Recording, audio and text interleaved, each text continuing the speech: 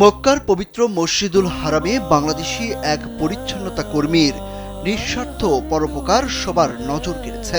সকলেই প্রশংসায় ভাসাচ্ছেন ওই যুবককে। এরই মধ্যে এই ঘটনার একটি ভিডিও সামাজিক যোগাযোগ মাধ্যমে ভাইরাল হয়েছে। ভিডিওটি বিশ্বজুড়ে লাখ লাখ মানুষের হৃদয় জয় করেছে। এ নিয়ে প্রতিবেদন প্রকাশ করেছে গালফ নিউজ।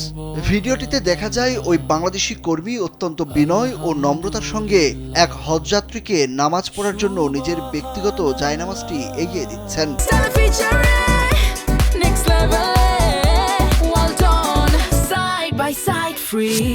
সাধারণ এই আচরণের মধ্য দিয়ে যে বিশাল উদারতা প্রকাশ পেয়েছে তা ইন্টারনেট দুনিয়ায় ব্যাপক প্রশংসিত হচ্ছে।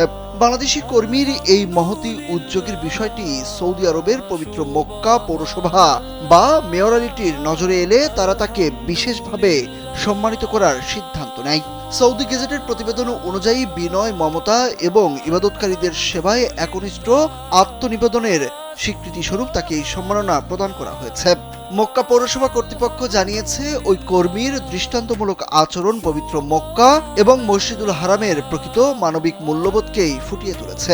কর্তৃপক্ষ এই সাধারণ কর্মীর আচরণের প্রশংসা করে বলেছে, এটি মহানুভবতার একটি বিশুদ্ধতম উদাহরণ।